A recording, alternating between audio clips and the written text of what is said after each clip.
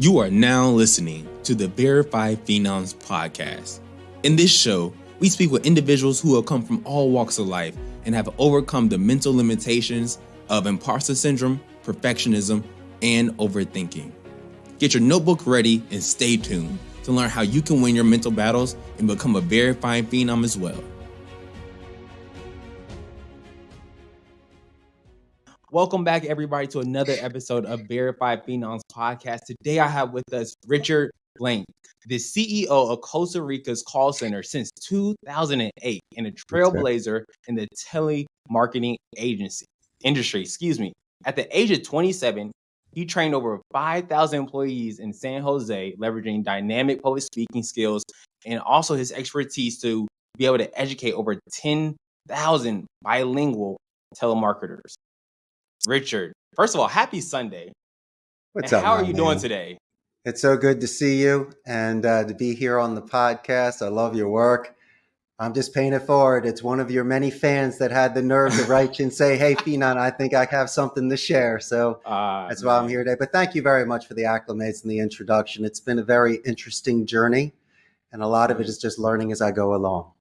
Yeah, you deserve it. You deserve it. So I had to ask you. So at the age of 27, you get up, just found out you were from Philadelphia, correct? Yes, Northeast Philly. So you were in Northeast Philly, took your life, went to Costa Rica. I'm actually 27 right now. So it was kind of interesting to learn that information while I was seeing it. What made you pick up your life at 27 and move all the way to Costa Rica? What gave you that confidence and to be able to take that risk? Well, it's definitely built on momentum. What I had done was when I grew up in Northeast Philadelphia, I had a choice to choose a language during high school. I chose Spanish. Little did I know I chose to become a Spanish major at the University of Arizona. I didn't have the grades, the structure, or discipline to go Ivy League or study medicine, law, engineering, or architecture. I was almost like that dreamer. I knew that by having leverage, marketability, being the only one that could speak a second language, I might get chosen first in kickball. So I decided to do it. And little did I know that when I tested the waters in college and interned for Telemundo, and post-grad, I got a job working for the importers of Corona. It was that positive reinforcement that I'm getting a return on investment of my education. And I had the fidelity. I was going to go the distance. You know, you love something, Phenom, is when you just don't do the classroom and the homework. You do the dedicated practice. My favorite example is the Karate Kid. Miyagi wasn't always there, and Danielson had to go on that boat and practice, and on that stump on the beach and practice the magic kick. And those that practice their violin or their guitar or painting and singing and athletics, any sort of art, they go above and beyond. They have the passion for it. I believe odds are in your favor, or just through natural selection, destiny, wind and currents, you'll be at the right place at the right time to make these decisions. And so when I was 27, I was in between jobs, and a very good friend of mine had a call center here and said, Richie, come down for 2 months and teach some English to the agents. Well, Phenom, if you can get past your parents' guilt, you can live anywhere in the world. And also that barn door was open. I wasn't coming back. When I stepped off the plane in this beautiful Central America paradise, I realized that I was going to go the full distance to see what I could do to stay here. Because you know something feels right. You get the sixth sense or the tingles or the cosquillas is what we call it. And so I just didn't want to lose that honeymoon stage, my friend. And I was going to fight for anything to stay here. And that's where it all began. That's where it all began. And this is where we are today. So you're in between jobs, get this phone call. You're not letting your parents get to you. I think that's something that's really huge because a lot of people, they deal with certain expectations from their parents to become whatever it is, whatever career path that they want for their children, right? Sure. And it's sometimes they get very weary or they get concerned, especially when somebody doesn't have a job, because anything can happen at that point, especially in today's economy, right? So how are you able to communicate that with your parents? You know what, listen, I have this opportunity. I believe in myself. You're just going to have to trust me and have faith that I'm going to be successful no matter where I go? Well, Phenom, that's an excellent question. But prior to even that, I had a lot of checkpoints that I already completed. So if you think about it, choosing to invest 5 years of college, I did 4 at the university and 1 abroad. I had to convince my parents to be a Spanish major when they expected finance or law. So my argument, which I thought was a very strong one, I talked about great grandma and great grandpa. Yeah, they came at the turn of the 20th century from Eastern Europe. They lived in New York and they were in the garment industry. And trust me, great grandpa didn't speak English. He spoke Russian, Romanian, Polish, or German. And so you got to look at both sides of the family. So I just doubled down on that bet. I go, Mom and Dad, come on. I mean, you guys wouldn't even be here. So then they look their head and I go, secondly, think about where things are going in the United States in regards to second languages. I'm not talking about something that you have to plug in, download, or go once a year to. This is all the world's a stage. And stop petting my head and saying it's cute that I know 20 vocab words. When I meet someone that's Latino, they see that I have a little bit more depth and that I have true interest in it. And all they wanted to do is say, go, Richard, go. And so, yes, my friend, getting at that stage and having all those times the naysayers and gray believers could have said, I told you so. No, I got the jobs in Spanish. I closed deals in Spanish. I represented Telemundo in Tucson in Spanish. That was wickedly cool and a very, very nice thing that they offered for me as an internship and the people that I met. And it was as I say, I love paying it forward. I like individuals that lend a hand and like the cool senior to the freshman, just to tell you how to have a great time in school. It doesn't mean you have to put in the work and be prepared, but they're also letting you know that you can do this. And what I like is authenticity. And since I'm a guest in this country, you can't spin the Spanish, and I have to follow labor laws. And in my industry, you know, the market speaks. I'm in a very competitive industry. It's the call center industry. And so leave me today, have a job at Amazon tomorrow. How do I keep you? I give you your dignity and extend empathy. And I learned that as well when I was learning the second language, to have patience for people and to assist when able. I want to ask something lighthearted, very fun. So you've been in Costa Rica for about a little over 20 years, correct? Yes, 23 years. So for someone that may be interested in visiting or even living in Costa Rica, what have been some of your favorite aspects of social life, maybe just having fun or just living in general?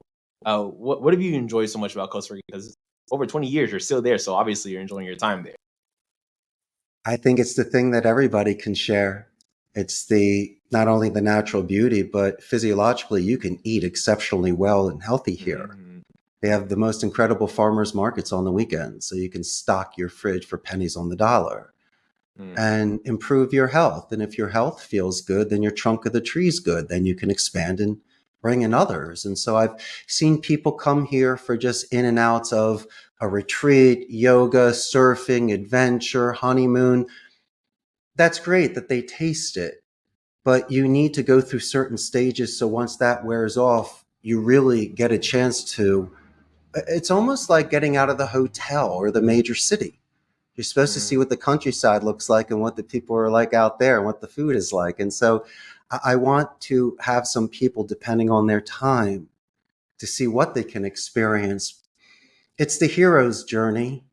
You're supposed to come back to your town and tell them tall tales and stories and things you've experienced and discovered.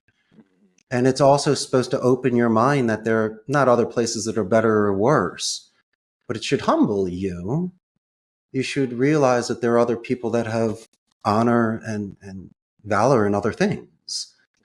And so for me, growing up, Pac-Man was important and playing on my ice hockey team and, you know, where you would hang out on the weekends and in college, the parties and post-grad. And that's fine. But when you move abroad, you almost have to shed some skin, you know, and almost begin again. And at 27, that's a good age. It wasn't for Jim Morrison, Jimi Hendrix, and Janis Joplin, unfortunately.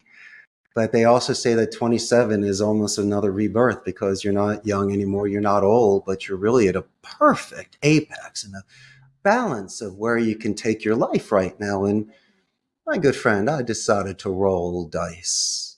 Bet it all on me. Why? Why not? You need to click your heels and have that sort of smile in life because at the end of the day, sometimes that's all you got. Mhm. If your pockets are empty, you still see the person smiling and you wonder what gets them off that mountain through that desert off the high seas or goes those extra rounds in a fight when their legs want to give out. You tell me. There was something inside of me that would have never let me live with myself if I didn't at least try something. And all the tell signs were there through different stages of my growth and my development. So you just got to slow down a little bit, my friend, and not go future or past. Have it in the buffer zone, but really stop for a minute. And may I share a secret with you and your amazing audience? Go ahead. I came to these conclusions when I was image streaming, when I could decompress any sort of stimulation. And mind you, the largest decisions I made of my life were pre-cell phone and pre-internet. I mean, in the 90s in college, but come on, let's be realistic. Not everyone had a phone. They had these big ass things. Right. Yeah. So I was still doing it old school style where I couldn't Google it. And I just spoke to certain professors and read a lot of stuff and highlighter pens. But I took a lot of walks or I spent a lot of time, not in meditation. I don't have that sort of structure, but through playing pinball or through hitting out golf balls, washing my car on a Sunday, and especially hitting the gym. Okay. I am able to prioritize short, middle, and long term goals. I can shed fat. And I can also, given the luxury of time during certain conflicts or interpersonal communications, I can gauge things and then see if I overextended myself. So when I interact with these individuals, I can almost get a second chance at this because you don't want to make things as an ultimatum. And so you can't spin so much. Right. There needs to be an oasis in your desert, for goodness sake. And I don't know how you're going to do it. But for me, I had some major structure with working out, at least my Sunday car, pinball once a day. So there are certain checkpoints and big blocks of time where I can recap the week. No one else is going to do this for you, and it shouldn't be a forced march. These are your structures and disciplines, and you'll know where to focus energy. That's all. I mean, that's my old school way, my friend, on how I was able to do these building blocks through time, through decades. In order, if I did stumble, it wasn't a fall. Think about it like that. You're supposed to get blocked in football. It's just the way it goes. But you can also use that to your advantage and make a spin move or have one of your buddies make a block for you. That's all. And I was able to delegate and bring in amazing people with me that grew with me. I never brought in supervisors from the outside. I think that's a huge no-no. They're a mercenary. They'll just bounce. And secondly, they'll cause a cancer and a disruption. And they'll never have the respect of the proletariat because they didn't earn their stripes. He might be the sharpest knife, and I think it's great. Well, then get in with the freshmen and show me you can put up, double digits. And if you can do that, obviously you'll grow quick. But bro, break bread with the people. And maybe by your presence can spread out amongst others. So then we can have individuals in intermediate level sit next to you for a buddy process or anchoring and bonding or live shadowing. This is the natural thing where people can just breathe it in compared to forcing it in a meeting with me and you with coffee breath screaming at them and then all of a sudden they want to quit. You're not going to do that. Right. We don't do things like that. See, your podcast allows me to zig and zag And I appreciate it. You just allow me to close my eyes and see where we go. But That's thank you, my real, friend. of Hmm. course. I love doing that because we as humans, we have a lot inside of us. And a lot of times we don't have the space, the environment, that safe space to be able to expand our thoughts, what we want to do, all things of that nature. So, like I told you earlier, before we even started recording, I love this to be free flowing because I believe that's where you get not only the most genuine conversation, but that's where a person can really pick up gems out of somebody. I've been picking up gems as you've been speaking over the last couple of minutes, and I hope the audience has also been picking up gems. One thing that I picked up was you Tell were me. talking about structure, right? Yeah. The structure is what always helps you. And I was reading the book, I don't think it's within Reframe, but it's called My Morning Routine. And so the book is really just like a confirmation of a whole lot of CEOs and just high level executives on what they do every single morning to get their day started. Because the book is essentially saying that, the key to having an amazing day is having a great morning because you own that morning before everything else for that day gets started. And it's just so interesting seeing how all these high level people are starting out their days. Everybody is completely different. Some people wake up at 5 a.m., some people are waking up at 4, some people are waking up at 8 a.m. Some people are like, oh, 8 a.m., that's late, right? But it's all depends on the structure that they have in place in their actual life, that they're able to center themselves in order to continue to be in a high level achiever that they are. So I again, like I told you before, this is free flowing, so I wasn't even planning on asking anything like this. But Richard, how do you get your day started in terms of structure? No, I'm usually up by about 5:30, Hmm. in the gym by 6. I'm not going to lie to you. I take creatine. I also drink beet juice. Oh, I I mean, I love do beet certain juice. things to give me the boost. And so I do that and take protein powders. I'm 51, but, I'm feeling pretty good. And, but you mentioned about having that discipline and structure, but you could still bring this with you. Now, as much as I go from my call center to the floor to my office, I still have to finish here. Mhm. And so I also remember when I was in the cubicle or when I was working as a waiter and I had my other jobs, a lot of the times it's really not about the darkness around you. It's the Scooby Doo candle that you have that at least lights where you're going around this thing. And so I never let a lot of the distractions bother me. It's bells and whistles, it's flash. And it's almost like people that do micro expression reading at airports to see who is the terrorist, who's suspicious. Because Mhm. people are normally nervous to fly or they don't feel good, ate too Right. much, drank too much, tired, kids. But they look for that one individual that is literally not in sync. Almost like an Alfred Hitchcock movie. I think it was Strangers on a Train where people are playing tennis and everyone's moving their head to watch the game, but one guy's Huh. staring at you straight. Mm. Yeah, that's that guy. And so Okay. you see these telesigns. People sometimes give it away for game. Mhm. Sometimes it's because they're not paying attention or lazy or they just don't know. Mm. And so for me, I give, as you mentioned, benefits of doubt to individuals. And when you're setting an environment, my structure is literally about me because there will be some envy there. People will ask for time, they'll ask for information, commitments.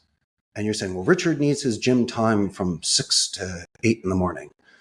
If I can get it. But yo, if I'm up till 2 in the morning because clients are in town Mhm. or starting a new campaign, I'm writing a script and I just can't sleep because I ate too much Mm. and I'm having a great time. I don't know if I'm getting up at 6 to hit the gym by 8. I might be getting up by 8. But but that's the luxury of a CEO. You Mhm. can get up at that time. It's not like banker's hours.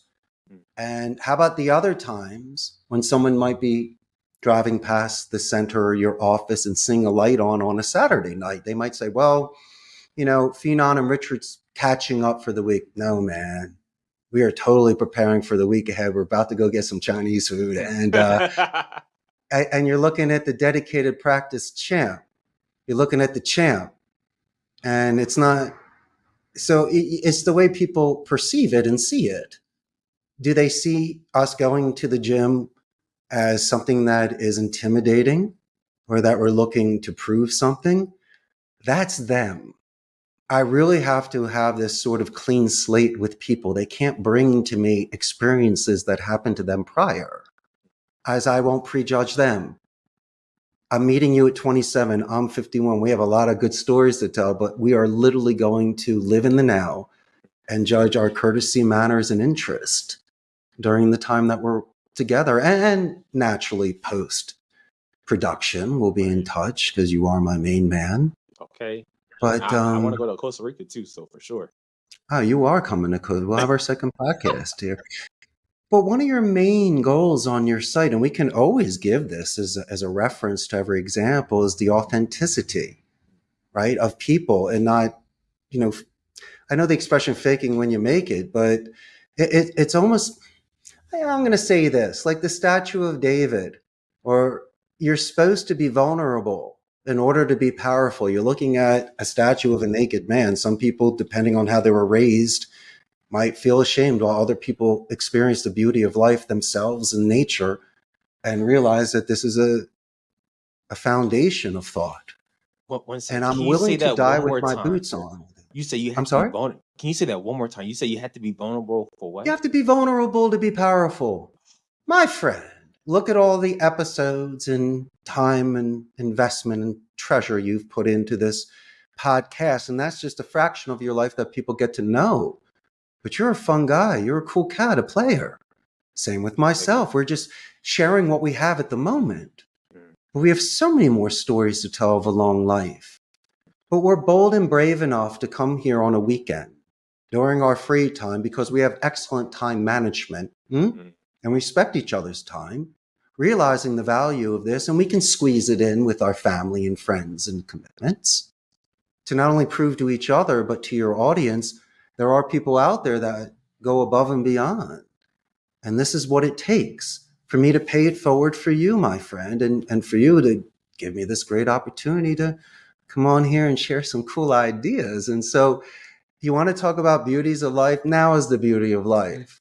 There's no money exchanged on this. It's just about two friends hanging out. And if you can do it like that, the money will come. Don't chase the cash. You'll make it if you got the skills. You want to be authentic with people like Phenom and myself. We're doing this right now. And that's the foundation of an extremely long-term relationship. And if somebody says, hey, do you know who Phenom is? I'll remember your name for the next 50 years. So you're leaving that sort of impression. And if you want to know how networks grow, by planting this seed, by being on the Phenom podcast and meeting his amazing audience, you're really teaching solid examples, almost like an ABC after-school special, where we learn something from your show. And plus, we're not going to curse because my mother's going to be watching. But we always learn something here. It's not a tip and trick of being a CEO. I'm trying to teach you an old school lesson that was taught by your grandparents that you need to remember again. That's the foundation to get you through these deserts. It's funny that you say that. So I am a college instructor. And so some of my students were recently asking me about my show, and I was telling them I end up interviewing a lot of either CEOs or people that have 6 or 7 figure businesses.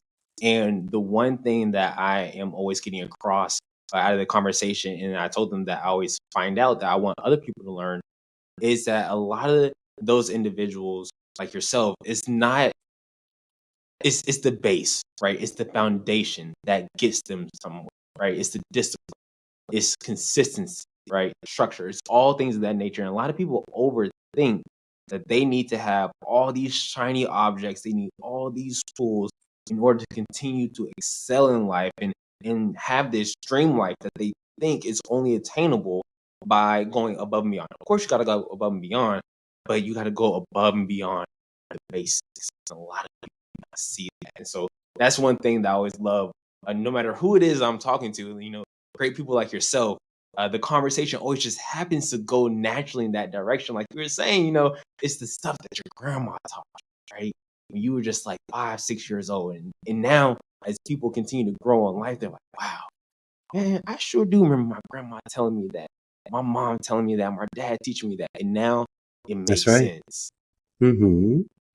And you're showing respect to your lineage and your nature and nurture. But listen, this is the real deal. At the end of the day, you need to look at yourself in the mirror. Mm-hmm. And when you put your head on the pillow and having those extremely clear, lucid thoughts, my suggestion is to look at your day, and regardless of the outcome, if you had done things with honorable intentions, good faith, then you can live with yourself. Yeah, but Richard, I didn't make the $100 today I was supposed to make. Okay, but did you ever make a day where you had $1.20? Yes. Well, then calm down. And it's really character during chaos, Phenom. I'd love to see you elated when you're crushing it, but I'm twice as curious. Not that I'm happy it happened, but it's an excellent way for me to see you. If you lose your wallet or keys, get a flat tire, get a drink spilled on you in a restaurant, maybe the food's cold with the waiter. How do you roll? And so I like when people, sometimes, even though you only get one time to see it, and there's a lot of other factors, but when you see people take a breath before speaking, or their temperature is capable of being lowered, especially with their tone or their profanity or pointing and touching and spacing, it's an excellent way to see somebody, as you say, vulnerable. But I also love if someone gets wine spilled on them, they just say, hey, here we go. Might as well spill more on me and just dance in the rain. I mean, there's nothing. That's why they have the expression. In your beautiful suit and on a date or whatever, in your tux, you should, if you ever have one chance in life, is to dance in that rain. Because if you try running, you're still going to get wet. It's a half a kilometer away. The rain's coming down. There ain't no difference. Put your arms out and enjoy it. I had that happen to me once in Costa Rica. Unfortunately, my car ran out of gas. And I was with a client. And I looked at him, he looked at me and goes, listen, if we can push this a little bit of a way, I think I might be able to get to the station. He looks at me and goes, it's up to you. I go, I'm game if you're game. And so this amazing client of mine, and God bless him, I took my jacket off, of course. But I have my vest on, my pants, my shoes. And I said, rain, rain, rain. Cars are beeping. The whole shebang. People are laughing. Rain coming down. I keep saying to myself, can't tell my wife. You have to tell your wife. You can't tell your wife. You have to tell your wife. But I could tell my best friend and Phenom and his huge audience. And so I still keep in touch with this client today. And it's not like he teases me, but you have to admit it's probably one of the coolest bonding moments, anchoring you can have with somebody. So, I took the hit that day and the soaking. Mindset can truly shape somebody's life and reality. And so I have a quick story around something that you just said is very similar. Then I also want to go back for a second and ask you something else. But I remember one day I was driving. I was probably like 2 cities away from where I was. And I catch a flat tire. And so I quickly try to get off the highway, and it's probably going to take like 2 hours for somebody to be able to actually come get me. Was I upset? No, I actually wasn't. What I did was similar to what you said, right? You're either going to run or, you can dance in the rain. You're still going to get wet. I actually keep a pair of skates in the trunk of my car. And so I just found a nearby parking lot, skates out, and I had a speaker on me, played some music, and I just made myself a little skating rink and just skated in circles for 2 hours until somebody came to pick me up. And I had a ball, right? It's all about how you treat the situations when they happen to you. And if you can kind of start to, over time, change that mindset, how you perceive situations, you'll start to really see how much you're changing as a person. But life isn't, the bad situations aren't as bad as you, right? It's just a bump in the road. Like you said earlier, right? You may stumble, but you're not falling, but it's all a part of moving forward. So I could have filled up my tank, so it was my fault. But there's probably, if you really look back at it, 50% of your mess ups could have been avoided, like a fumbled football. Mm-hmm. But it's also the lesson learned of not touching the hot stove as a child. So you don't do it a second time and you prepare. True, And you true. also have a funny story to tell. But you need to laugh at it from time to time. You don't cut your nose to spite your face and self-sabotage.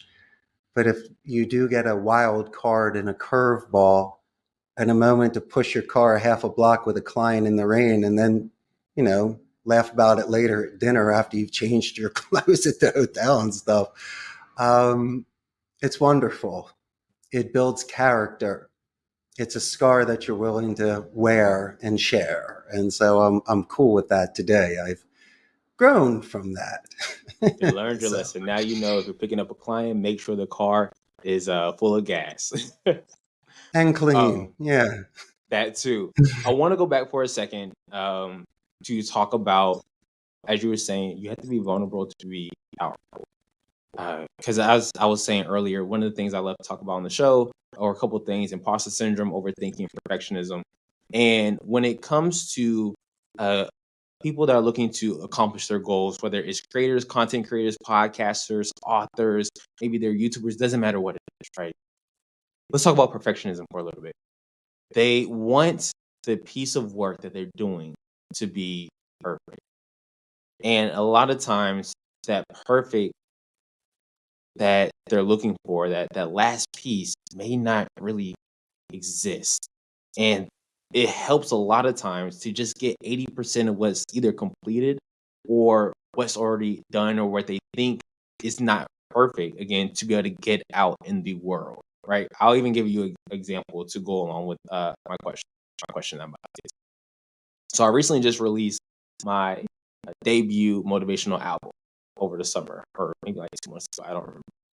But I was sitting on that project for a while, and I said, you know what? I have 12 songs or tracks I want to put on here, but I could not get those 12 tracks finished. I probably had like 7 of them. I said, you know what? I'm just gonna put this out. It wasn't all the way edited. It was just me, just myself, my thoughts, and everything I wanted to put onto that track. It felt vulnerable to not perfect it. And I put the project out, and I got so many messages, so many DMs telling me that this is amazing. I listen to this every single day. I listen to this when I get up in the morning. And it really made me realize, one, as I've always said, that you don't have to make a project or idea perfect in order to get it out. But it was a vulnerable moment for me because I wasn't finished. I felt like I wasn't finished. But the piece of me that already existed was more than enough to have the impact, right? The powerful impact on everybody's life that listened to it. So I had to ask you, what are some of the a moment? Let's just go with one moment that you were vulnerable and you had a result of an impact that you saw in those around Of course. It was in between leaving my friend's call center and starting my own. There was a period where I was making calls for my brother's real estate company just to earn a living and put a little money away. But, I'm turning into my 30s, mid 30s, and I had a beautiful woman in my life and living in Costa Rica, but I really didn't have a solid game plan. I had skills. I just didn't know which arena to put them into. And so a very good friend of mine at breakfast one morning says, "Hey, Ricardo, why don't you just start a call center?" you. I said, I started Googling things and call centers for dummies. And what was the most overwhelming was the IT. And I had to almost do a white flag and go, I don't have the Cisco degree to even understand where to begin. So I decided to make myself vulnerable by just starting small. I would have loved to have rented space and bought the equipment and had everything ready to go like a showroom, but that would have been overextending. So what I did, and I was fortunate, was able to rent a turnkey station at a blended call center, almost like a glorified internet cafe. Mhm. So I can scale accordingly, pay the overhead, what he charged me per month per station, pay the taxes, the agent's salary, and make a margin. And was it fun? Yeah, but it wasn't stable until the second year when I had a good handful of clients and I grew. And then I started renting space and purchasing furniture that was used and use computers. So I was able to scale row by row accordingly. And then just 7 years ago, we purchased this building and grew. So, you're talking about a 16-year run on this thing. And every day you could always lose your stack. And, clients, they could have reversals like coronavirus did and COVID. And sometimes industries come and go. They're hot for a moment and then they die. And so what do you do? What I had to do is I was the one that looked in their eyes and hired them and trained them and walked the rows with them. So I couldn't disrespect them. I was very selective of campaigns that came in here, so I didn't compromise ethics. And secondly, if things were happening, we did our best to give the best service we could and hit the numbers. And so, you can't, as I mentioned before, in a very competitive labor pool, the agents have the leverage. They really do. And people come here because I call the balls and the strikes. And if you're winning, I'll praise it. If there's adjustments to be made, we'll do this diplomatically, strategically, but also privately. So you're not embarrassed. I don't give you a walk of shame. I don't need to play that sort of ego. But getting back to your artists, do you know what Marilyn Monroe and Cindy Crawford had in common? They had these beautiful beauty marks. A beauty mark. They are individuals that have a unique feature which make them incredibly beautiful. I mean, in Costa Rica, look at the frogs and butterflies. I mean, they have all these different colors and patterns. And so for me, average is average.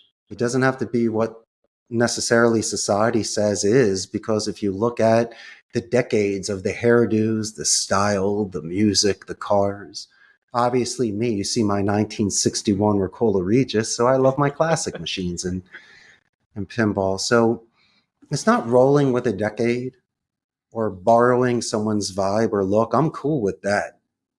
But you also need to be the most pure artist. And so I believe there's a certain time frame when you create and produce your art. If it's something that involves welding or building and finding pieces, that takes time. But if it's a drawing, painting, and you even know certain songs were ripped out in less than an hour and that's their greatest hit, when they labor over something for years, it doesn't hit.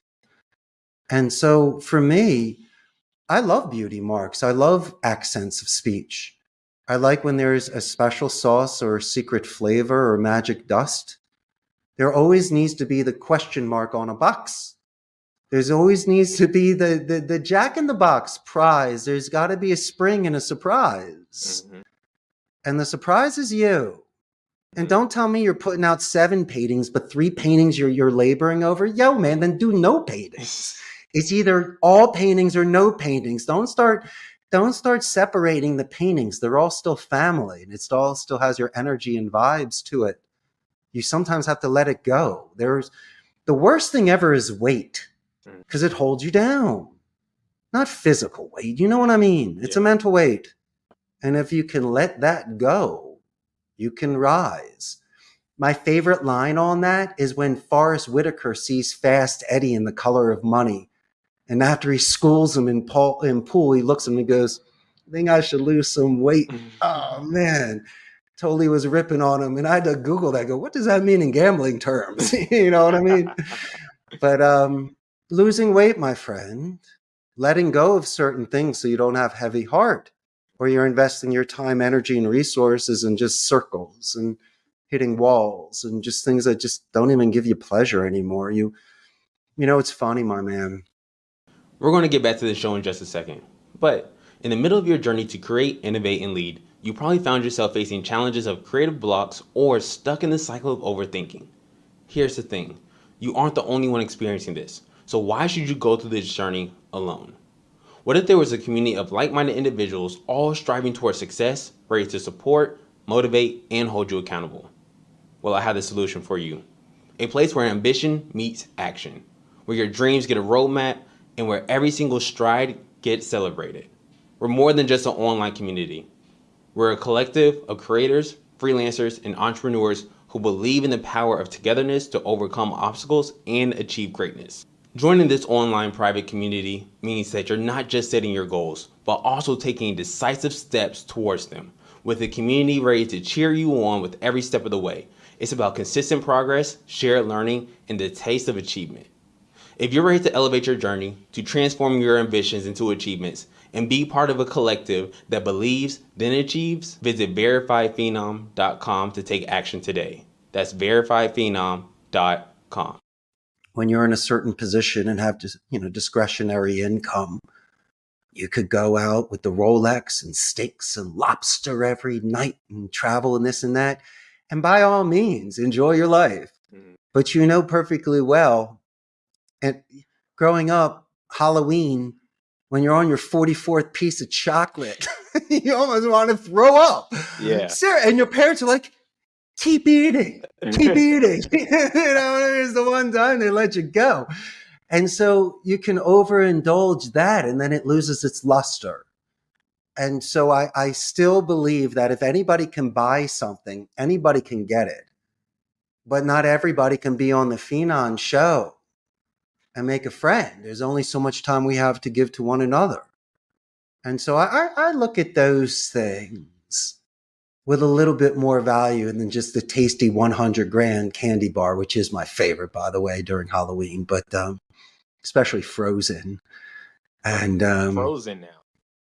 Oh, you know that the house that freezes their candy and gives it out then, they're the best house ever. They're never going to get egged on mischief night. Yeah, you're right about that. You're right about that. Dude, you're making me laugh. You're killing me. Hey, smiles all around this Saturday. Yeah. Wait. In your opinion, how does somebody come to the realization that they need to drop some of the mental weight, the barriers that they have? Sizing themselves up to somebody. It's not fair if somebody has natural height or weight advantages over you. Mm-hmm. But if there's somebody that started like I did in high school as a tri-letterman lacrosse team, naturally they have the people that played every year, but every season they'd have a half a dozen new cats walking on the field. And you know perfectly well, not all of them are going to make it. And then you ask yourself why, and then you say, who cares? I want to be with the winners and the ones that go the distance. Not saying I don't care about my boy, but I'm dedicating myself to something else and giving that sort of commitment. And that was pretty cool. And water seeks its own level. And if somebody, not saying it's through envy or jealousy, you need to control those emotions. But if you want something, then you go do it.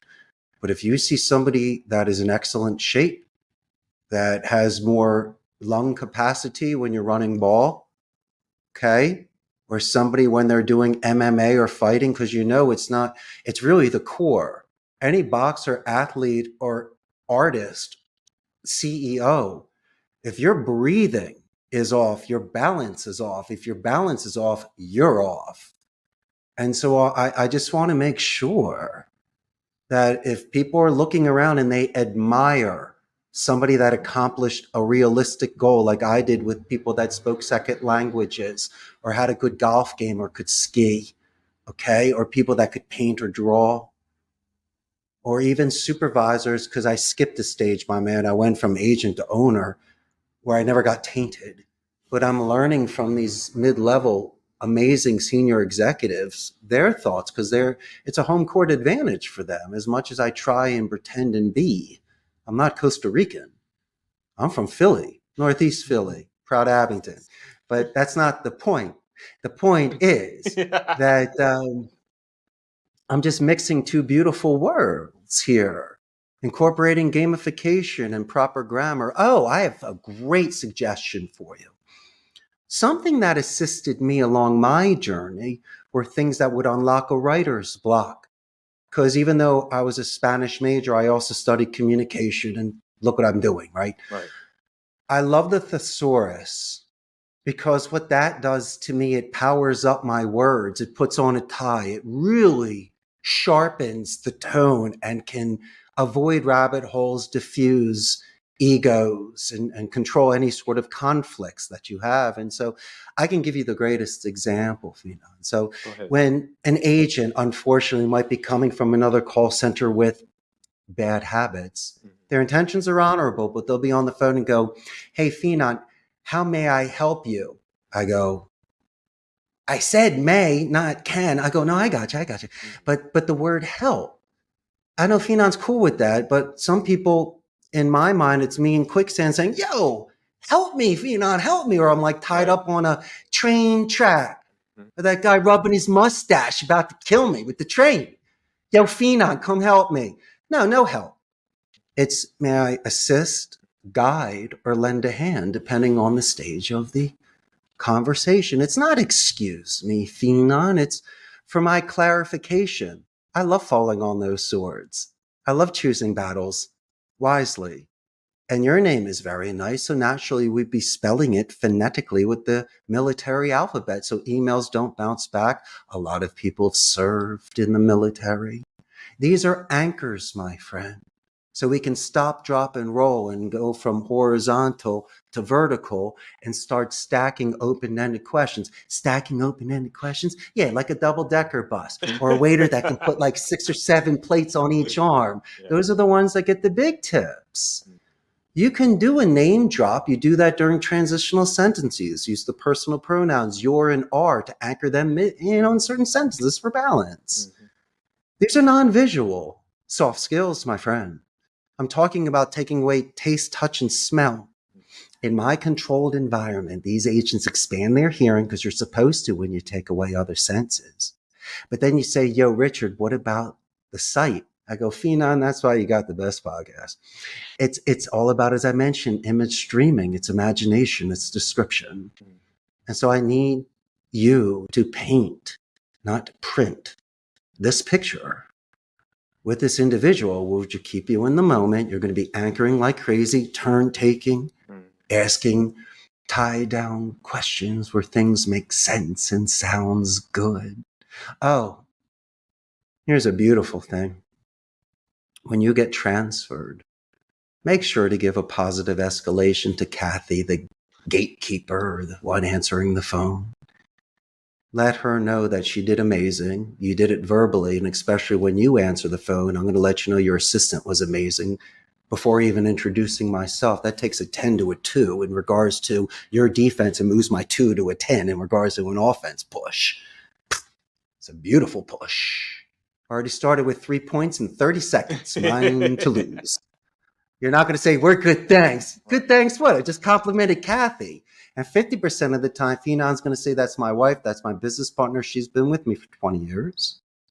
So in the conclusion of our phone call, regardless of the outcome, because I do go the distance, and from an educated point of view, we decide to move forward. But let's say we do. Richard will include a Kathy written positive escalation to you when I follow up the email with the meeting minutes and all the good points, right? So when I call you back and she answers the phone, I get a hero's welcome. I get more company culture and information. She adds to my esteem. And then she says, which is my favorite, she goes, she'll probably call me Richie. She goes, "Richie, that's fine. In the 10 years I've been working with Phenom, you're like one of the only guys that ever said something like that about me. They're always trying to angle in here or forget about me or call me Betty." Nice, Betty. No, it's Kathy. And it's very important for me because you're a huge part of this company here. "Oh, Phenom's birthday's next week. By the way, we're getting a second location and there's a bowling party in 3 weeks. Remind him about that. And his kid is doing this and that." And I'm like, "You're the greatest." And you wonder why people get Christmas presents. And when Phenom has to make a decision at the end of the week between 10 companies, 6 of them are India and the Philippines, and they're offshore. So they're going to crush me on price. But then when he sits with Kathy and the other decision makers, or even by himself, he will take me on merit and realize if the metrics make sense. I can't double the calls per hour, but through soft skills and coaching, am I able to do 1.5 or 2 more than what the average guy carpet bombing is doing? You may take me into consideration. We may move forward because You and I showed such good faith prior to any sort of contract. And Kathy's like, dude, you got to work with Richie. Look what he's doing right now. Imagine if we start working together, he'll be in this to win this. And unlike the other people that worked with you, Phenom, that would not call you or fluff it, I think this guy might actually call you and let you know what's going on, what the solution is, just in case there's an attrition or something happens. Not saying it will, but we're going to go through everything prior to working together. And so when you see this, it gives better percentages. You really bring in any distractions and wasted time and money. And then all you do is deal with the 10% wild card that just happens in life. And when that happens, I'll call you, go, yo, Phenom, guess this call we got today? You're not going to believe this. And so you're like, no way. And it's usually a Hall of Fame call. It's usually a call where you're Indiana Jones, one hand holding onto the rock, about to fall off. And you're like, he was on the call for 43 minutes. Our average call is 8 minutes. I'm like, dude, his numbers are great. Listen to this call. And the next thing you know, he's going round per round, just like Rocky did, like Chuck Wetner against Ali. You see an agent go the distance, but guess what happened at the end of the call? What, Phenom? He didn't get the deal. Well, why? Well, in my case, we don't have Chinese-speaking agents here. So unfortunately, after the qualification process, I can't hire those people. I don't do 24/7. That's another thing by default. And third, I can't match the rates overseas. No one would take it.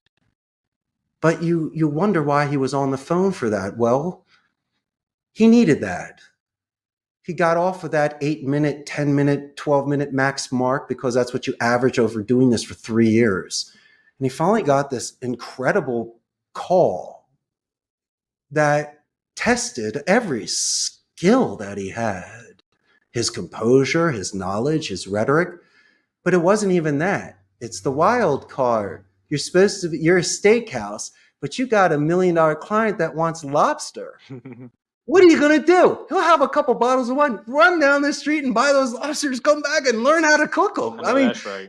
Those are the clients, because he's not going anywhere, because I will eat lobster here. And so that is your future supervisor. That is the vulnerability of not knowing. Billy's not going to fire you. Vernon's not going to yell at you. Richard's not going to bring you in the office and berate you. But I could have done 4 more calls and I didn't get the deal. That's the average. The ace goes, yo, man, get Phenom on the phone. You have to hear this call. I go, what happened? I didn't get it. But listen to this fight. I did everything. I was on the website. I repeated the history. I even Googled other things. We spoke about her dog for 7 minutes. And then 20% of the time, out of the blue, you get a phone call. You get an email and you go, what's going on here? It's Betty. What are you talking about? Betty? The 43-minute call? Yeah, it's Betty.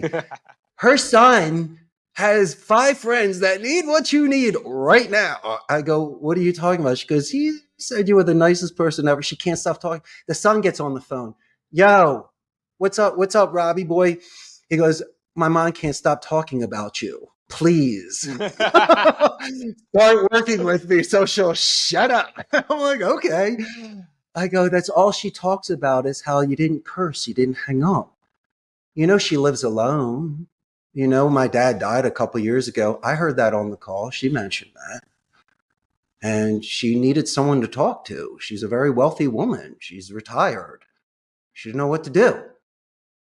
And so she called me. And so I've gotten a lot of my business through planting really, really nice seeds. And when I left that, people would watered it for me or referred to me as the Costa Rican guy or the guy that had pinball or the call center guy. But I must have at least got a folder in that category of their life where I'm interesting enough to remember and sometimes fortunate enough for them to make a bridge of an introduction and to build my business where you don't have to sell them at that time. That's the time they say, please give me 5 seats immediately so my mom can get involved. She wants to do this. It was a wonderful time. And when you drive home that night and you listen to your In Excess music and your tunes and your tops down chilling, you look left and you look right and you say, why me? And then you say, well, me today, you tomorrow. I'll take my double scoop of ice cream and enjoy it. You're supposed to. You're supposed to enjoy your win. And if people are around to see it and congratulate you, that's a nice transfer of energy, and I want you to take it because you'll be doing the same as well. And they want to see one of their own winning. It's a nice reinforcement to know that they've surrounded themselves with somebody that is accomplished or has, they're seeing the end result. They're seeing the belt and the prize and the photograph and the champagne. But Phenom, what about the 6 months prep? What about that 5 a.m. rise? What about the what ifs? So there's always a good story that gets you there. And the people that I love to talk to, the end result's great. And I like the beginning, but everyone's got a plan. But I like the middle. I like the time when someone gives you a really good one. I mean, can you get back up? What gets you back up? What do you think about? And for me, a lot of it has to do with how I was raised. A lot of my mentality, because of my confidence, were the friends that I grew up with at Abington and on my street, and these incredible people that at such young age were so confident in themselves and had plans. So I strived to match and exceed, and I found my own niche and I did my own thing. But I go back to certain foundations. I do believe in Genesis and sparks. It could have happened a million times different ways to Sunday. But fortunately for me, I was raised with people that were raised well too, and that were just great people. And so I guess my moments is about, family and friends, not just to make them proud, but I feel like I have that tiger blood in me. We might not be related through blood, but if you spend enough time with somebody, there is an electromagnetic energy that is transferred. It's true, even from a smile across a room, or even if painting or a hug, there's so many ways it could be transferred, even if someone's thinking about you. And I also believe if you spend decades with people or a lot of time with people, it's almost like a scent on a coat. You bring it with you, and it doesn't go away if you don't want it to. And so a lot of it is about keeping that sort of tradition of all of us encouraging one another and about saying, okay, man, go for it. We'll watch you. Let's see if you can climb this tree. And so growing up, a lot of your friends have to encourage you to be bold and brave. And sometimes you skin a knee and other times you make the jump. But either way, you get the respect of your crew. And then you do that in life and business. And, I do appreciate the maverick and the rebel. And if somebody can put their numbers up on the wall, I respect the art. Okay. But just like fire could be used for warmth and health and light, but it could also be used to burn. And so people have to be very careful of certain skills that they master or that can earn them money or give them leverage.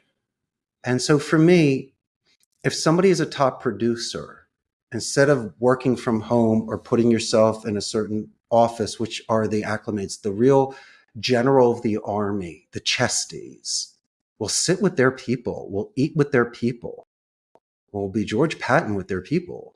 Sure, they got the stars and the position. They earn that. But they also love to be with their people. And when they look at others in their eye and they know they're there in their wheelhouse as well, and they've put in the time to say, hey, this is my life. You get the respect of the youngins, and they see a true leader, one that didn't break, and one that through society and culture decided to elevate and promote. And for me, being a guest here, and the fact I'm celebrating 16 years and have grown to 150 and have people with me over a decade, Phenom, what do you do? How do you say thank you besides paying them? Which everyone's like, well, pay them more. Okay. But I want to be the last boss they ever have. I want to make sure that the day is when you let go of that bike, they're not only balanced, but they go their distance into the horizon and sunset and become future leaders and pass on this tradition that I started. What tradition? I know your name. I'll eat pizza with you and play pinball with you. I'll listen to your phone calls and make sure you sound like $1,000,000 and be your biggest fan. People don't write books about that. All they do is write books about $1,000,000 ideas that no one's ever thought about before.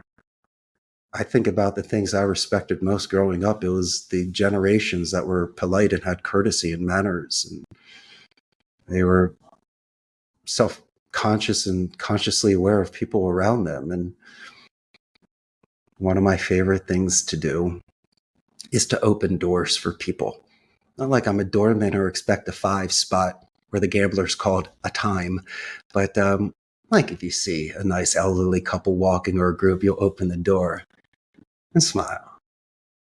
Take a guess what percentage of people say thank you.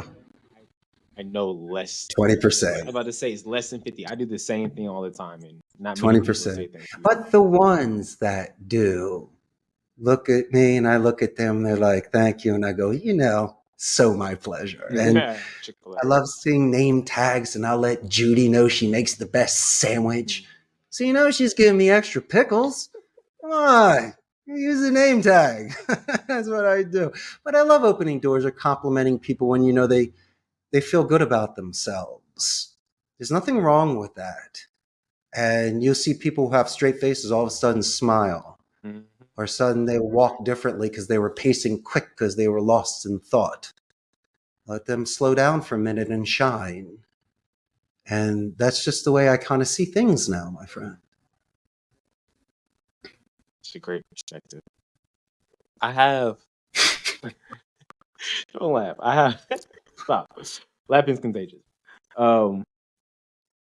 Planting seeds. Right. If you were to... Wrapping up. If you were to give the audience one takeaway, one tip, one actionable step to leave this conversation with, how can they go about their life moving forward, planting seeds? It's quite simple. Just don't be hard on yourself, really. And I understand there are certain levels and there are comparisons out there. I'm cool with that too. But I guess I gave up on that a long time ago, because there will always be somebody that has more money than you, that can run faster than you, is taller than you, might have more connections than you. Think of all the things that you believe will assist you in getting where you want. There will always be someone that will be far above in line, better seat in first class over you. Okay. And that's why I always believe in organic, because anybody can buy a friend and anybody can buy that ticket. But if you're all authentic and organic, that's usually the people that get to the highest levels of business, because they'll take the butt kissers and sometimes backstabbers and office politickers, and they will put them where they need to be, because they're the people that can get things done. And they're tattletales or they're filters or they're whatever they are. But the final decisions, and you've seen this in movies and like The Godfather, and JFK was with RFK before certain things, when it really, really, really, really, really counts. Like even with Mike Tyson, and you look in his corner with his trainer, Gus D'Amato, and the other guys there, he knew Mike Tyson was one of the most famous boxers in the world, still is. But during his prime, I mean, who didn't love Iron Mike? But when you see the emotion and embracing after he wins, it's usually from the guys working the corner, not Don King or the promoters or the millionaires or athletes and actors. It was the people that were with him every day and that he loved to death. And I always thought that was the coolest thing. You got to see, because you knew that was the most important time when they're walking in the ring, and it's not even for the flash. It's just to go there, and that's their support. It's not. A lot of boxers fought before there was even television and photographs, but they still had their ring. They still had their corner. And I love seeing that sort of raw emotion between people, because imagine that sort of push that they're doing with each other. And so you think boxers or myself or you have good days and bad days? Of course we do. But in order to win, you accept your hunger, your thirst, the heat, the cold, your aches and your pains. You find ways to cure it either naturally or through meditation or rest or food. And you surround yourselves with people that say, go, keep going. And I believe that, and I'll keep using Iron Mike as an example, the man laughs and cries. And I guarantee his corner saw him in his highest moments and his weakest moments. We know his history if you've studied it. And so by being after his wins, hugging, there's a lot of combination there.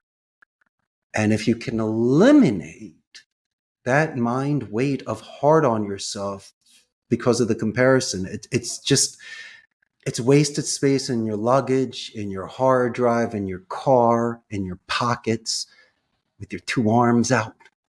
If you're in the car chilling with your honey, you only have so much room. Slice it out, cut it out. It's fat. Let it go. And if you can replace it with other things, you can do it. Now, you may need to be selfish sometimes. Don't put your finances or family at risk.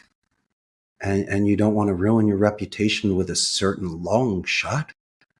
But I was given these green lights along the way and checkpoints, and it almost seemed to make too much sense that if I didn't take it, I'd regret it for the rest of my days. And so that was the most difficult conversation. It wasn't the going, it was the staying. And when I flew back and had to explain to my family that I was going to be leaving, and I'd fallen in love, and I'd like to see what it'd be like to work at a call center, prior to even thinking about even running one, just to 27 years old like you, my good friend. How could you say no? I was elated. I was in love. The only thing is that they missed me. They didn't understand it. You know, it's Central America. Something could happen. Yeah, but something could happen everywhere and anywhere. I'm not licking my thumb and counting hundies on the corner in Boys Town at 2 a.m. Right. What's wrong with you? I'm being respectful, following the rules, making nice, living life, drinking it. And people have expectations. And I had to hold my ground. And there were those sort of checkpoints of showing I was being responsible financially. But this thing was a whirlwind. Should have never happened. It was a 1 in a million shot. You're not supposed to move to another country, learn a business, start it, and be successful. You can. But you know what they say. Phenom, they say that, 90% of companies make it 1 year and only 1% make it 10 years. Okay. Did I have my ups and downs? Sure. I put a lot of eggs in one basket, lost some clients. But I was one to die with my boots on. Could always click my heels and come home. There's always a warm bed and a meal waiting for me. And, your audience should always want to leave their castle so they can slay a dragon, save a princess, and become a prince. If you don't have that sort of drive to live life and have some sort of real, not just adventure, you don't need to jump off of things and climb things, but that mental adventure. Choose your own adventure. Using the skills that you have to take your stick and your bandana with your food in it, slip it over your shoulder and walk down that sunny road. I always thought those were the most interesting stories to me. It's not because of the story at the moment, it's the story of what's to come. Anticipation is one of the most beautiful drugs in the world. And I ask my class, what do you prefer? Hey, Phenom, what do you prefer, Christmas Day or Christmas Eve? Either answer's fine. Right. I'll probably go with Christmas Eve. Me too. The anticipation of what's to come, like when you buy that lottery ticket. My wife thinks I'm weird. You know why? Why? That's 1,000 answers, but here's one. I'll order food, comes on the table, and I literally stare at my steak or my burger or my fish for an extra couple seconds. She goes, "Why don't you start eating?" I go, "Honey buns, you know how good this thing looks and smells. I just want to keep looking at it because I can always eat it." But it's just that anticipation before you go just makes it that much sweeter. And so I like that sort of stuff. If you can have a lot of first downs, you'll get your touchdowns. And so I just say, accept your 10% wild card wiggle, but really master that 90% and do what Mike Tyson did, be a champion. And we can just take it from there. Well, Richard, this has been an amazing conversation. When I say that you've been dropping gems left and right, I really hope the audience has been picking them up. Definitely all. Yeah, it was a great time. It Conversation. was a good time. How can people find you moving forward, and how can they? That's a great question. Well, like yourself, when we discussed this prior to the podcast, you're coming to Costa Rica. So buy themselves a first-class plane ticket and fly down here. Now, real fast for your audience, we are north of Panama, south of Nicaragua. Costa Rica is the only democratic society in Central America, so there's no standing army. They have a 95% literacy rate, and they put all their money back into education. Best infrastructure. Amazon, HP, Intel, and Oracle are here. We're known for medical and ecotourism. And if you like surfing, it's some of the best in the world. Surf School and The Endless Summer was filmed in Costa Rica. And so I'm here. I got a lot of nice suggestions for you and your audience. And this very large Facebook fan page that I have has 127,000 local Costa Rican ticos in the call center industry. So when this goes live, you'll have a lot of new fans in Central America. And I really can't thank you enough for this opportunity to be with you on your podcast today. It's been a pleasure. Like I said, I can already tell before we got everything rolling, based on the short conversation that we were having before we went live, that was going to be a good conversation. And it definitely was. But thank you again, everybody, for tuning in to another episode of the Verified Phenom podcast. I'm your host, Phenom. I will catch you on the very next episode. See ya.